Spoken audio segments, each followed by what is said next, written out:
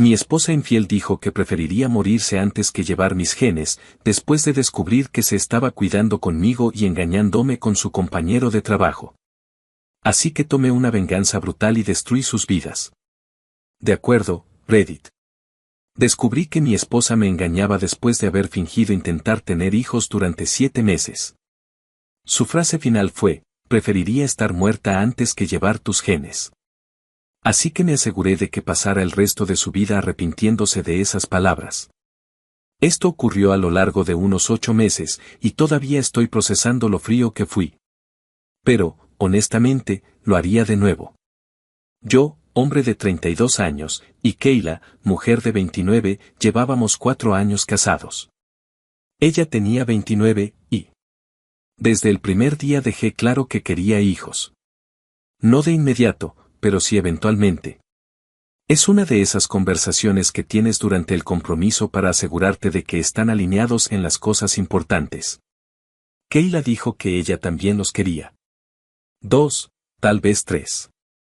Hablaba de nombres, de cómo decoraría una habitación infantil. Recuerdo que me mostraba ideas en Pinterest. El primer año de matrimonio lo mencioné. Ella dijo, esperemos a estar más establecidos. Me pareció justo. El segundo año, la misma conversación, la misma respuesta, pero con más detalles sobre querer avanzar primero en su carrera. El tercer año dijo que su cuerpo no estaba listo y que no quería arruinarse antes de cumplir 30. Yo me aparté porque no soy un cavernícola que no entiende la autonomía corporal. Pero en el cuarto año, algo cambió. Estábamos cenando en casa y volví a sacar el tema, probablemente sonando más desesperado de lo que pretendía. Kayla, tengo 32 ahora. Tú estás a punto de cumplir 30. Si queremos varios hijos, deberíamos empezar a pensarlo en serio. Ella se quedó callada, empujando la comida en el plato. Luego levantó la vista y dijo, tienes razón. Empecemos. Intentémoslo este año. No voy a mentir, me emocioné. Era lo que había estado esperando. Esa noche hablamos de logística. Dijo que dejaría de tomar anticonceptivos cuando se acabara el paquete que estaba usando. Que seguiríamos su ciclo y haríamos todo correctamente. Me fui a dormir esa noche sintiendo que mi vida por fin avanzaba. Eso fue en febrero.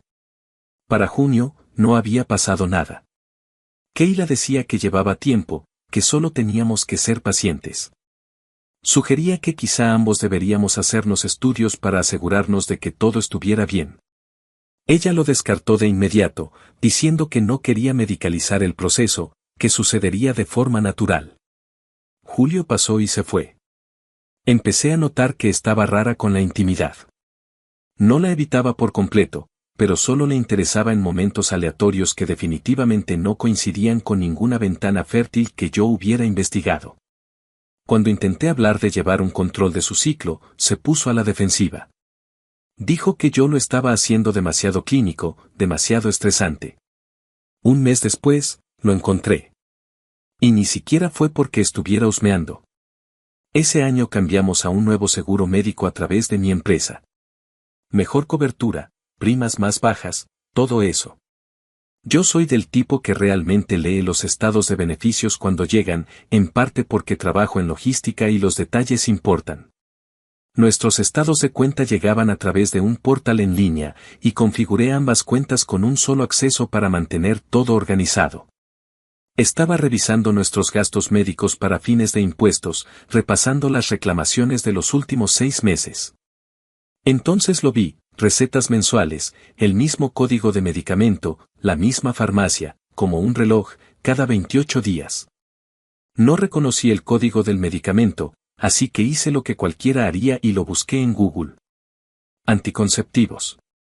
La misma marca que supuestamente había dejado en febrero. Me quedé sentado frente al escritorio mirando la pantalla, revisando mes por mes, febrero, marzo, abril, mayo, junio, julio, agosto. 7 meses de recargas. 7 meses de ella de pie en nuestro baño cada mañana, supuestamente tomando una vitamina mientras yo me preparaba para ir al trabajo. 7 meses de mí acostado en la cama por la noche pensando en nombres de bebés, en enseñarle a un niño a andar en bicicleta, en convertirme en padre. 7 meses de ella mirándome a los ojos todos los días mientras saboteaba activamente lo único que yo había dejado claro que era lo más importante para mí. Me temblaban las manos. Quería salir furioso y enfrentarla de inmediato.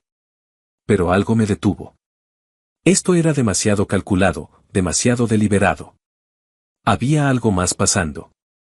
No mantienes una mentira tan compleja solo porque cambiaste de opinión sobre tener hijos. Lo haces porque estás esperando algo, o a alguien. Lo que pasa con trabajar en logística es que aprendes a pensar en sistemas. No solo ves un problema. Ves toda la cadena que lo creó. Y al ver esas recargas de anticonceptivos, supe que no se trataba solo de evitar un embarazo. La gente no miente de manera tan sistemática, tan deliberada, a menos que esté ocultando algo más grande. Ella no solo estaba evitando quedar embarazada. Estaba comprando tiempo. La pregunta era, ¿tiempo para qué? No dije nada esa noche ni al día siguiente. La observé como si la viera por primera vez. Últimamente había estado distante. No fría exactamente, pero distraída. Siempre con el teléfono, inclinando la pantalla cuando yo pasaba. Había empezado a ir a más eventos de trabajo por las noches. Su apariencia también había cambiado, ropa nueva, maquillaje más caro, una membresía de gimnasio que realmente usaba. En su momento pensé que solo se estaba cuidando más. Ahora parecía que se estaba cuidando para alguien más. Empecé a prestar atención a sus patrones. Tenía la costumbre de revisar el teléfono apenas despertaba y justo antes de dormir. No era algo inusual hoy en día, pero la forma en que sonreía al leer ciertos mensajes, eso sí era nuevo. La manera en que a veces escribía respuestas muy rápido, luego las borraba y las volvía a escribir, como si midiera cuidadosamente sus palabras. La verdadera señal estaba en cómo había empezado a vestirse por las mañanas. Antes se ponía lo primero que fuera cómodo para la oficina. Ahora combinaba los atuendos, dedicaba más tiempo a su cabello. Compró un perfume, caro, y solo lo usaba los días que decía tener reuniones importantes. Lo curioso era que, cuando después le preguntaba casualmente por esas reuniones, nunca lograba recordar bien los detalles. Los nombres de los clientes cambiaban. Los detalles de los proyectos se volvían difusos. Señales clásicas de alguien que mantiene una historia de cobertura sin tener la memoria suficiente para sostenerla de forma coherente. Aún así, necesitaba pruebas, no solo sospechas. Si iba a hacer estallar mi matrimonio, tenía que saber exactamente con qué estaba tratando. La respuesta llegó de un lugar que no esperaba. Estaba en una cafetería cerca de mi oficina tomando café por la tarde cuando alguien me tocó el hombro. Me di la vuelta y vi a Paula, una de las compañeras de trabajo de Keila. La había conocido un par de veces en eventos de la empresa. Era simpática, aunque siempre parecía un poco nerviosa. Hola, dijo. ¿Podemos hablar un momento? Nos sentamos en una mesa en un rincón. Paula se veía incómoda, miraba constantemente hacia la puerta como si temiera que alguien la viera. Mira, no sé si debería decirte esto, empezó, pero yo querría saberlo si estuviera en tu lugar. Se me hundió el estómago. Keila ha estado pasando mucho tiempo con Devon. Es uno de los gerentes senior de proyectos en la empresa. Han estado, bueno, saliendo juntos de los eventos, yendo a tomar algo después del trabajo. Los vi en su coche la semana pasada y no estaban siendo precisamente profesionales. Devon. El nombre me golpeó como un ladrillo. Keila lo había mencionado antes, normalmente en el contexto de frustraciones laborales o problemas de proyectos. Nunca nada que levantara sospechas. ¿Desde cuándo? Pregunté. Paula dudó. La primera vez que noté algo fue por abril, tal vez, pero podría haber estado pasando desde antes. Lo siento mucho. Abril. Justo cuando Keila empezó a usar maquillaje caro y ropa nueva. Justo cuando se puso a la defensiva con lo de llevar el control de su ciclo. La línea de tiempo empezó a encajar como un manifiesto logístico que por fin tiene sentido después de encontrar los datos de un envío perdido. Le di las gracias a Paula y salí de la cafetería. Me senté en el coche durante 20 minutos, simplemente respirando. La cuestión conmigo es esta: no exploto. No grito, no tiro cosas, no hago escenas. Cuando me hieren, de verdad, me enfrío. Empiezo a pensar en sistemas y procesos, como si estuviera resolviendo un problema logístico. Y eso fue exactamente lo que hice. Kayla quería jugar. Bien. Pero no sabía contra quién estaba jugando. Yo había pasado años optimizando cadenas de suministro, identificando ineficiencias y planificando contingencias. Ella era una coordinadora de eventos que creía estar siendo astuta. Yo era un gerente de logística que sabía cómo desmontar sistemas desde dentro. El primer paso fue confirmar todo lo que Paula me había dicho. Necesitaba que estuviera documentado, con fechas y horas, irrefutable. Así que hice lo que cualquier persona razonable haría en 2024, revisé nuestros registros telefónicos. Teníamos un plan familiar, ambos teléfonos a mi nombre porque tenía un descuento corporativo por mi trabajo. Me llevó unos 15 minutos entrar en la cuenta y revisar los registros de llamadas y mensajes. No podía ver el contenido, pero sí con quién se comunicaba y cuándo. Y ahí estaba, un número que aparecía constantemente. Múltiples mensajes al día, llamadas que duraban desde 5 minutos hasta más de 1 hora. Y los horarios lo decían todo: mensajes a primera hora de la mañana antes de que yo despertara, durante sus descansos de almuerzo, tarde en la noche después de que yo me había ido a dormir, a veces a las 3 de la madrugada. Crucé ese número con algunas herramientas básicas en línea. Devon Matthews, gerente senior de proyectos en la misma empresa donde trabajaba Kayla. Casado, 2 hijos, según su perfil de Facebook, que estaba casi todo bloqueado, pero tenía la información pública suficiente para confirmar su identidad. Pero no me detuve ahí. Creé una nueva cuenta de almacenamiento en la nube, completamente separada de cualquier cosa a la que Kayla tuviera acceso. Empecé a hacer capturas de todo: registros telefónicos, estados del seguro médico que mostraban las recargas de anticonceptivos, la información de contacto de Paula como testigo. Construí un rastro digital que resistiría cualquier proceso de divorcio. Luego hice algo que se sintió sucio, pero necesario. Activé el seguimiento de ubicación en nuestra tableta compartida. Kayla la usaba sobre todo para Pinterest y para planificar eventos de trabajo, y estaba conectada a su cuenta de Google. Activé el historial de ubicaciones, que técnicamente ya estaba encendido, pero nadie lo revisaba. Últimamente la llevaba al trabajo todos los días. Decía que le gustaba usarla para presentaciones. Durante las siguientes 2 semanas, esa tableta me lo dijo todo. Estaba en el edificio de oficinas de Devon durante el horario laboral, lo cual era normal. Pero luego aparecía en hoteles. No siempre el mismo, distintos hoteles por toda la ciudad, siempre durante 2 o 3 horas a mitad de semana. Mayormente a la hora del almuerzo, pero a veces a primera hora de la tarde. Antes de que volviera a casa y me dijera que se había quedado atrapada en el tráfico o que había tenido una reunión de último momento con un cliente. La prueba más contundente llegó un jueves por la tarde, cuando Kayla me dijo que tenía una sesión de planificación fuera de la oficina que duraría todo el día. Su tableta pasó 4 horas en un hotel boutique cerca del aeropuerto, luego se movió a un Target, donde aparentemente compró algo, y después volvió directamente a casa. Entró por la puerta a las 6 con una bolsa de Target que contenía detergente para la ropa, y me contó lo agotadora que había sido la sesión de planificación, lo difícil que había sido el cliente, que casi no había tenido tiempo ni de comer. Yo solo asentí y le pregunté si quería que pidiera la cena. Empecé a llevar un diario.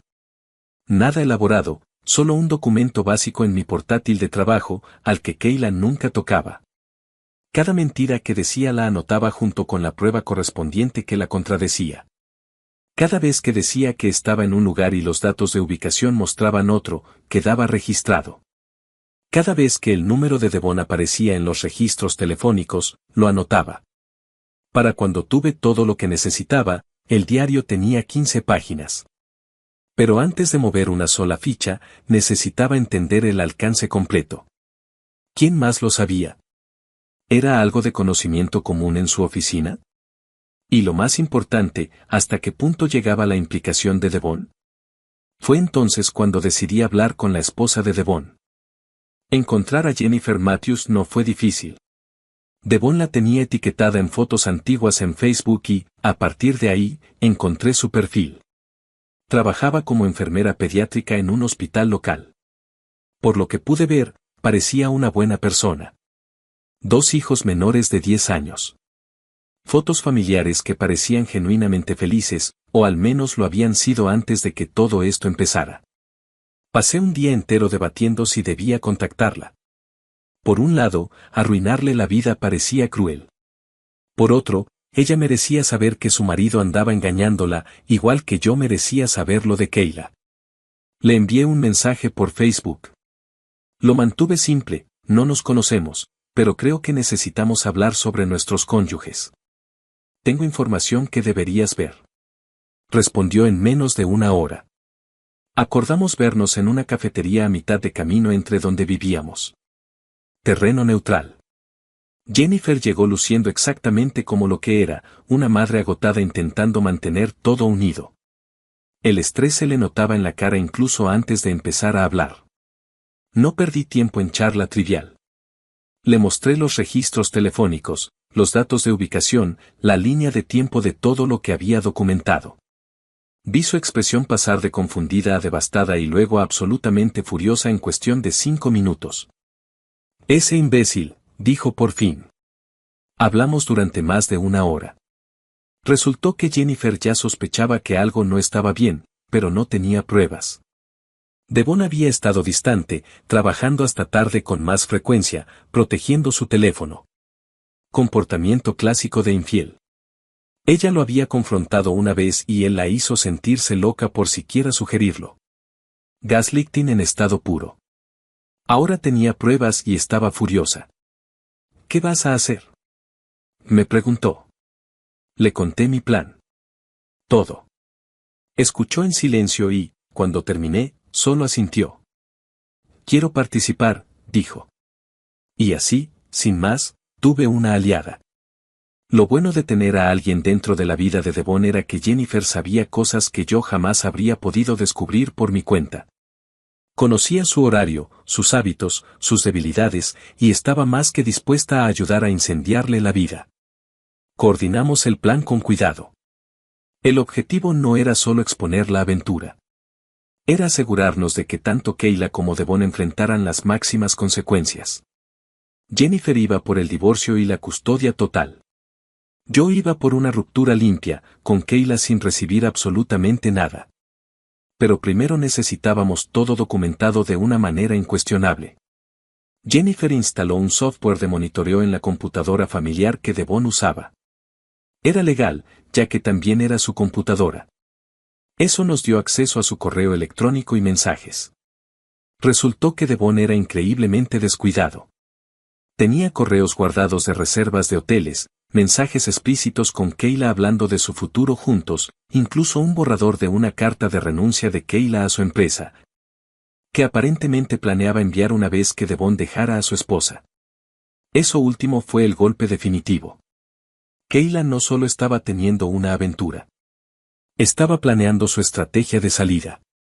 Iba a renunciar a su trabajo, presumiblemente para evitar la incomodidad de seguir trabajando con Devon después de que todo saliera a la luz.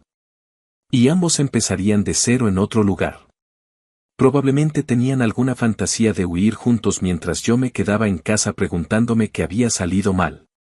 Hice copias de todo y las guardé en múltiples lugares, en la nube, en un disco duro externo, incluso me las envié por correo a mi cuenta del trabajo como respaldo adicional.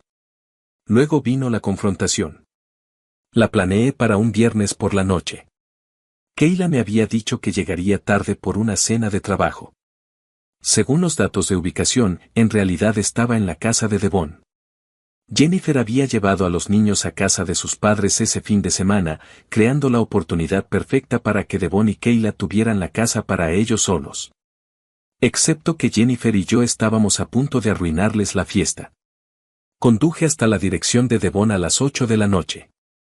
Jennifer me esperaba afuera. Habíamos acordado que ella entraría primero, ya que técnicamente era su casa, y yo la seguiría. Al acercarme a la puerta principal, no sentí nada más que una claridad fría. Sin ira, sin tristeza, solo una calma calculadora. Ese era el momento en que todo cambiaba, y estaba listo. Jennifer usó su llave y entró. Yo fui justo detrás de ella. Kayla y Devon estaban en el sofá viendo una película. Ambos se quedaron congelados al vernos. La expresión en la cara de Kayla no tenía precio. Pánico puro mezclado con la realización de que todo acababa de implosionar. Devon se levantó de un salto y empezó a balbucear que no era lo que parecía. Clásico. Jennifer ni siquiera le dejó terminar. Simplemente levantó su teléfono mostrando capturas de pantalla de todos sus mensajes con Kayla. Ah, ¿sí? Dijo. ¿Eso decías? Kayla me miró. Podía verla tratando de averiguar qué decir, cómo darle la vuelta a la situación, pero no había nada que decir. Había sido atrapada completa y totalmente. Me quedé en silencio, dejando que el silencio hiciera el trabajo. La observé desmoronarse intentando inventar algo, cualquier cosa que hiciera que esto estuviera bien. Finalmente dijo. Podemos hablar de esto en casa. Ya no hay casa, respondí. Entonces intentó llorar. Empezó a decir que lo sentía, que había sido un error, que no había querido que pasara. Todas las frases típicas de los infieles. Devon ya se estaba alejando de ella, como si pudiera distanciarse de la situación. Jennifer ya estaba al teléfono con su abogada. Había planeado esta parte con cuidado, tenía a alguien listo para iniciar los trámites de divorcio de inmediato. Saqué mi teléfono y le mostré a Kayla toda la documentación que había estado reuniendo, los datos de ubicación, los registros telefónicos, las recetas de anticonceptivos, todo. Lo sé todo, dije. Y ahora vamos a hablar de cómo termina esto. Kayla intentó hacerse la víctima al principio. Dijo que había estado infeliz, que yo la había presionado con el tema de los hijos, que necesitaba espacio. Puras tonterías, y los dos lo sabíamos. Expuse las condiciones. Divorcio inmediato.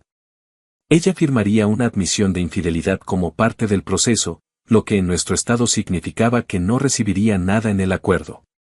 También reconocería el engaño sobre los anticonceptivos, algo que el abogado que ya había consultado dijo que jugaría muy a nuestro favor en el tribunal. Devon ahora estaba en pánico. Empezó a suplicar a Jennifer que no llevara esta información a su empresa.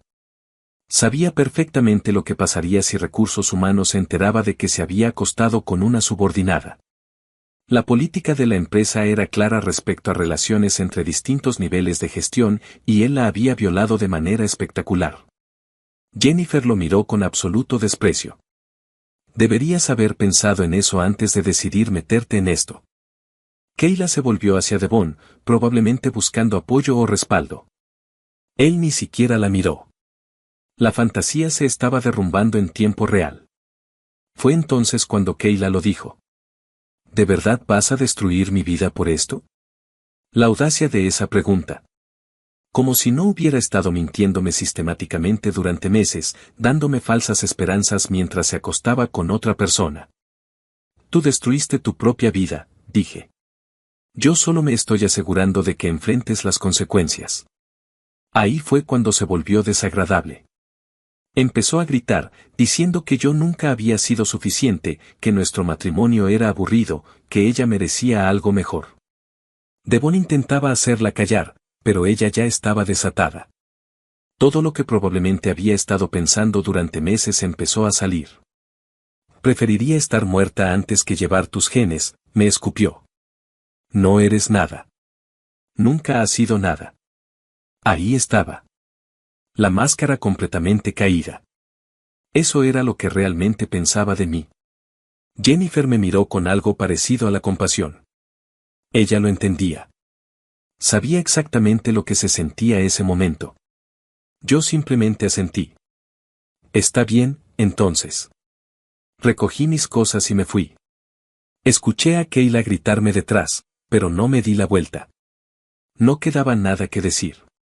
La mujer con la que me había casado no existía. Quizá nunca había existido. Tal vez había estado enamorado de una actuación todo ese tiempo. Una versión cuidadosamente construida de Kayla que mantuvo el tiempo suficiente para atraparme. Y en cuanto encontró algo que la emocionaba más, yo me convertí en el tipo que estaría en casa todas las noches mientras ella decidía qué quería realmente. Bueno, ya lo decidió. Y yo también. De camino a casa, envié un correo electrónico al director de recursos humanos de la empresa de Kayla. Adjunté toda la documentación sobre su aventura con Devon, incluidos los mensajes explícitos y el hecho de que Devon ocupaba un puesto de alta gerencia.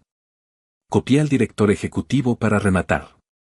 Luego envié un paquete similar al abogado del divorcio de Devon, cortesía de Jennifer. La opción nuclear no solo se activó, ya estaba explotando. Para el lunes por la mañana, tanto Kayla como Devon fueron citados a reuniones separadas con recursos humanos. Para la tarde del lunes, Devon estaba siendo escoltado fuera del edificio, despedido por violar las políticas de relaciones laborales y por abuso de autoridad. A Kayla le dieron la opción de renunciar de inmediato o ser despedida. Eligió renunciar, probablemente esperando que se viera mejor en su historial. No importó. El mundo corporativo en nuestra ciudad no es tan grande, y los rumores corren rápido. En una semana, todo el sector sabía lo que había pasado. Dos compañeros casados, uno en una posición de poder, atrapados en una aventura que terminó con ambos perdiendo sus trabajos. La vida cómoda y estable de Devon se evaporó en menos de un mes. Y Kayla, ella se estaba hundiendo. Ser despedida por violaciones de política es una marca imborrable en el mundo corporativo. Aparece en las verificaciones de antecedentes. Ni siquiera conseguía entrevistas para puestos similares a los que había tenido. Cada solicitud que enviaba era rechazada de inmediato o llegaba a la entrevista y luego, misteriosamente, no volvía a saber nada. Lo curioso del mundo corporativo es que se basa en la reputación. Kayla había pasado años construyendo la suya, haciendo contactos en eventos, creando redes, estableciéndose como alguien confiable y profesional, y yo destruí todo eso con un solo movimiento estratégico. Cada referencia en la que contaba ahora no valía nada. Cada contacto que había hecho ya sabía lo que pasó. Nadie quería tocarla ni con un palo de 3 metros, porque contratarla significaba arriesgar su propia reputación. Sé todo esto porque Paula me mantenía informado. Dijo que la oficina se volvió completamente loca cuando salió la noticia. Los que ya sospechaban se sintieron reivindicados. Los que no tenían idea quedaron en shock. Pero todos coincidían en una cosa: Kayla había cometido un error enorme, y no había vuelta atrás. Sus padres la apoyaron al principio, pero eso cambió cuando se enteraron del motivo real por el que todo se vino abajo. Su padre incluso me llamó para disculparse. Dijo que la había educado mejor que eso, que estaba avergonzado de lo que ella había hecho. Su madre fue menos dura, pero igual de decepcionada. La dejaron quedarse con ellos, pero era evidente que no estaban contentos con la situación. Kayla empezó a contactar a Devon constantemente. Él no respondía. Con el tiempo, su número fue desconectado. Ella intentó buscarlo en su nueva oficina. Seguridad la sacó del edificio. Intentó contactar a Jennifer para explicar su versión. Jennifer la amenazó con una orden de restricción. La realidad empezó a asentarse. Devon nunca había tenido la intención de dejar a su esposa por ella. Solo se estaba divirtiendo, disfrutando del ego que le daba la atención de una mujer más joven. Pero cuando todo explotó, eligió a sus hijos e intentó salvar lo que pudo de su matrimonio. No funcionó. Jennifer igual se divorció de él, pero dejó claro que Kayla nunca había sido parte de sus planes de futuro. El divorcio de Devon le costó todo. El abogado de Jennifer lo destrozó. Ella se quedó con la casa, la custodia principal y la manutención de los hijos. Eso prácticamente garantizó que él lucharía económicamente durante años. Tuvo que mudarse a un apartamento horrible. Al principio solo podía ver a sus hijos cada 2 fines de semana y bajo supervisión, porque Jennifer argumentó que había demostrado un juicio deficiente. Su carrera también se vio afectada. Sí, consiguió otro trabajo, pero con un cargo y salario inferiores. Nadie quiere contratar a un gerente senior despedido por acostarse con una subordinada. Kayla había incendiado su matrimonio, su carrera y su reputación por un hombre que la dejó en cuanto las cosas se complicaron. Mi divorcio se finalizó en noviembre. La sentencia del juez fue brutal debido a la infidelidad documentada y al hecho de que Kayla había sido engañosa con el tema de los anticonceptivos. Algo que el juez señaló como una violación fundamental de la confianza matrimonial en lo relativo a la planificación familiar. No recibió nada. Ni un solo dólar de manutención, ni división de los bienes adquiridos durante el matrimonio. Se fue con exactamente lo que había traído, algunos muebles, su auto con todavía 2 años de pagos pendientes y sus pertenencias personales. Yo me quedé con todo lo demás. El departamento pasó a ser completamente mío. Nuestros ahorros, todos míos. Incluso los regalos de boda, ya que mi familia había contribuido con la mayoría. Empecé a reconstruirme de inmediato. Me volqué en el trabajo y, de hecho, se notó. Mi jefe comentó que había estado más concentrado últimamente. Resulta que cuando no estás gastando energía mental preguntándote por qué tu esposa no quiere tener hijos contigo, te queda mucho más espacio para la productividad real. Me ascendieron en diciembre con un aumento del 15%.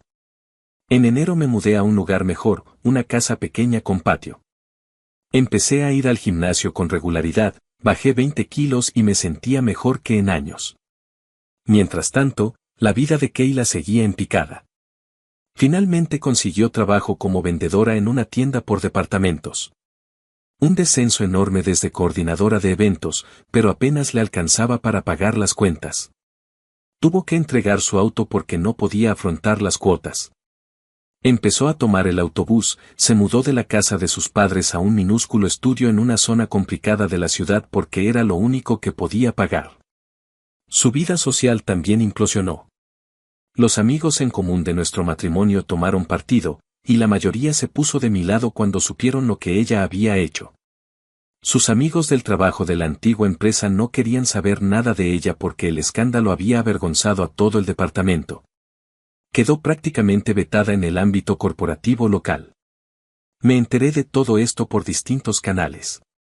Paula me mantenía informado de vez en cuando, sobre todo porque se sentía mal por no haber hablado antes. Uno de mis amigos vio a Kayla en el supermercado, con un aspecto muy deteriorado, evitando hacer contacto visual con cualquiera. La verdad es que no me sentí mal. Ni un poco. Puede que algunos piensen que eso me hace frío. Pero esta es la realidad, Kayla tomó decisiones calculadas.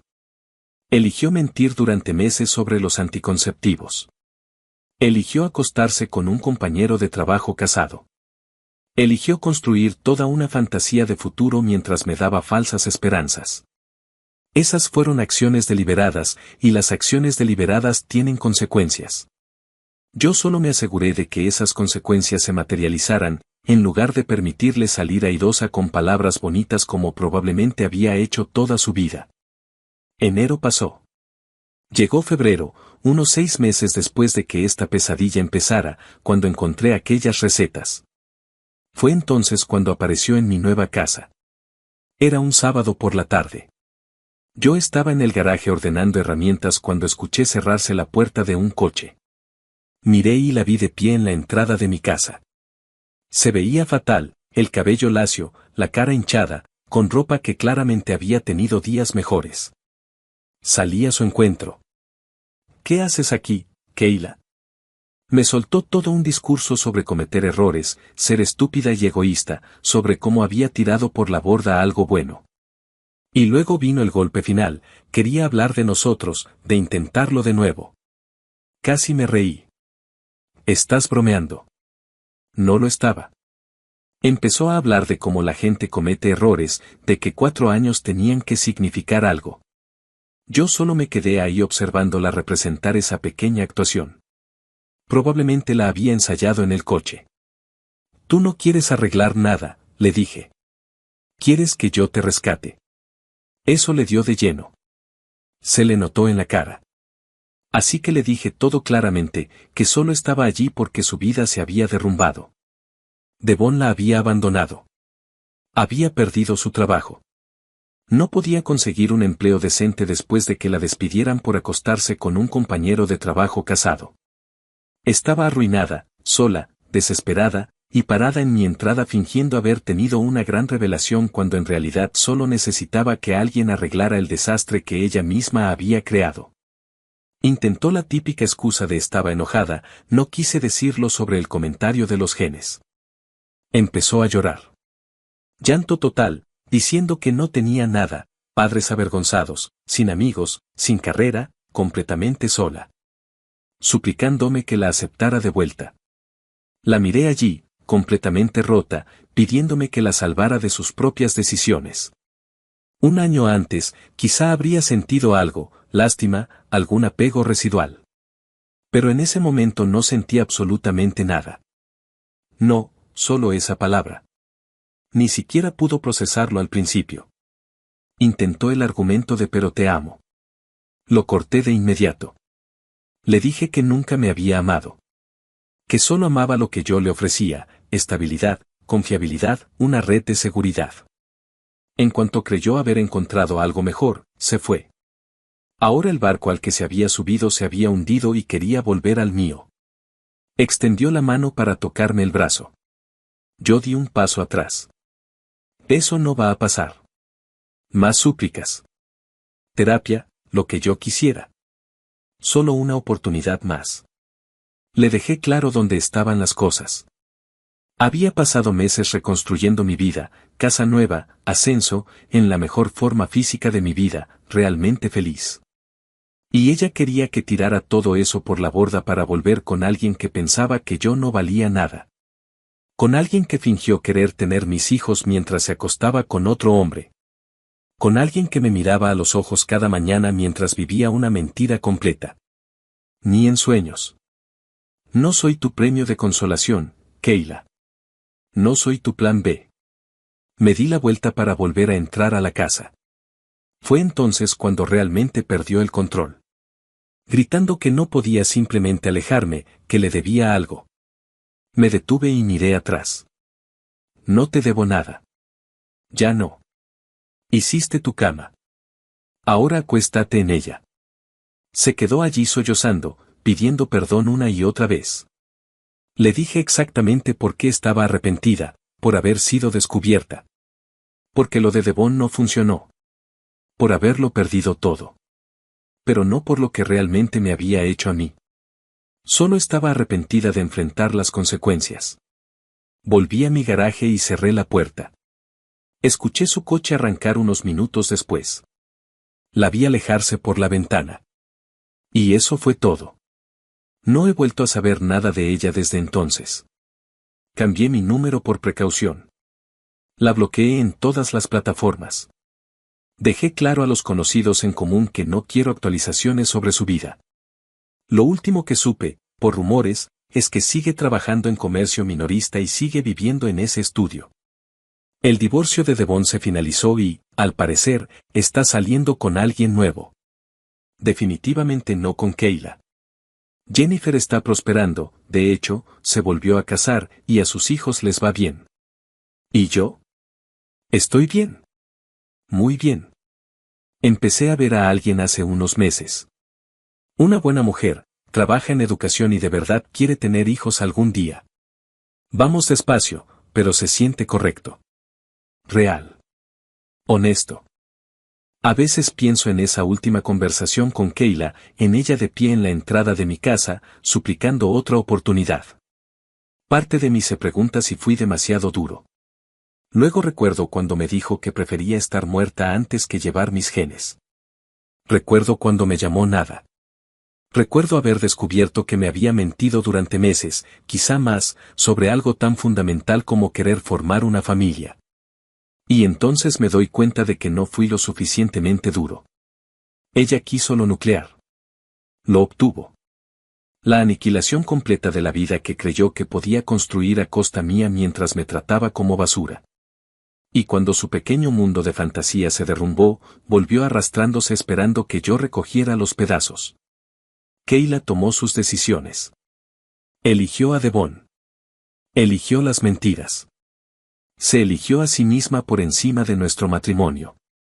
Y cuando esas decisiones trajeron consecuencias, quiso que yo la salvara de ellas. Yo me elegí a mí mismo en su lugar, y volvería a tomar esa decisión una y otra vez. Eso es lo nuclear.